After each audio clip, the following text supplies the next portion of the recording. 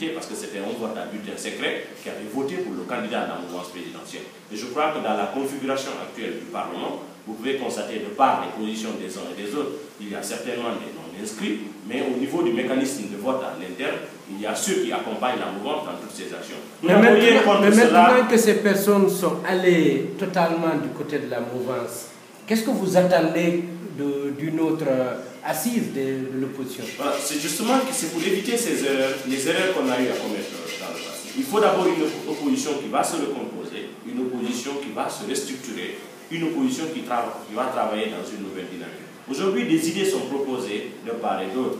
Il y a certains qui proposent l'idée d'une candidature unique.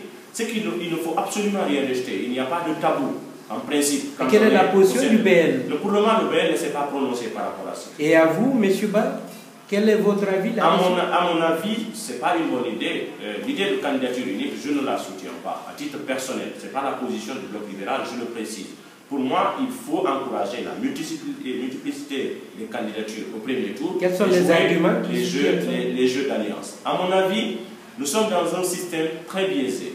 Et le fichier électoral ne nous inspire pas confiance. D'ailleurs, a priori, ce qu'on devrait faire, c'est de travailler à la garantie de transparence avant qu'on aille aux élections. Parce que si ce travail n'est pas fait, quelle que soit la qualité de l'organisation que nous mettons en place, nous serons dans une situation où on a déjà une CENI qui est complètement cancérisée, qui n'est pas à la hauteur, une CENI aujourd'hui dans sa composition qui ne reflète pas le principe de parité qui a prévalu pour sa recomposition, une CENI qui est malade, qui ne fonctionne pas au regard même de ses textes et de son règlement intérieur, une CENI qui est sous l'influence de l'exécutif.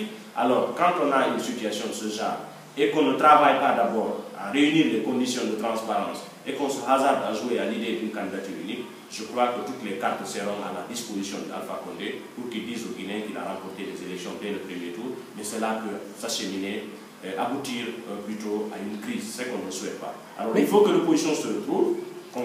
La multiplicité des candidats, est-ce que ça a un impact sur le fonctionnement de la CENI, sur les risques de fraude? En fait, c'est deux choses qui ne sont pas tout à fait liées. C'est vous qui avez cité ça comme exemple. Je vous dis simplement les difficultés qu'on a au sein de l'opposition. Vous m'avez demandé mon avis par rapport à l'idée de candidature unique. Je dis que j'encourage la multiplicité des candidatures et qu'au second tour, que toute l'opposition fasse bloc autour de celui qui aurait remporté le suffrage le plus important. C'est ce que moi je souhaite et c'est mon point de vue. Mais ce n'est pas le point de vue du Bloc libéral qui ne s'est pour le moment pas prononcé sur la question. Alors, on doit se retrouver au sein de l'opposition à travers ces états généraux, faire notre introspection, notre autocritique, tirer toutes les leçons depuis 2010 jusqu'à maintenant et réorganiser l'opposition. Et à partir de là, nous pouvons construire une base sur laquelle on peut aller en toute sérénité en 2015. Parce que je reste convaincu que Alpha a réuni toutes les conditions de son échec de par son bilan. Alors, si toutefois Alpha arrive à être reconduit en 2015, il ne le sera pas par sa force, mais par la faiblesse de l'opposition à se réorganiser. C'est pourquoi nous le disons maintenant, nous n'attendrons pas que la défaite arrive pour que chacun se lamente. C'est maintenant que l'opposition doit prendre ses dispositions et qu'on se réorganise à travers une plateforme que l'on a appelée les États généraux de l'opposition. Je tiens à préciser que le Bloc libéral n'a pas la prétention de proposer le Coran ou la Bible.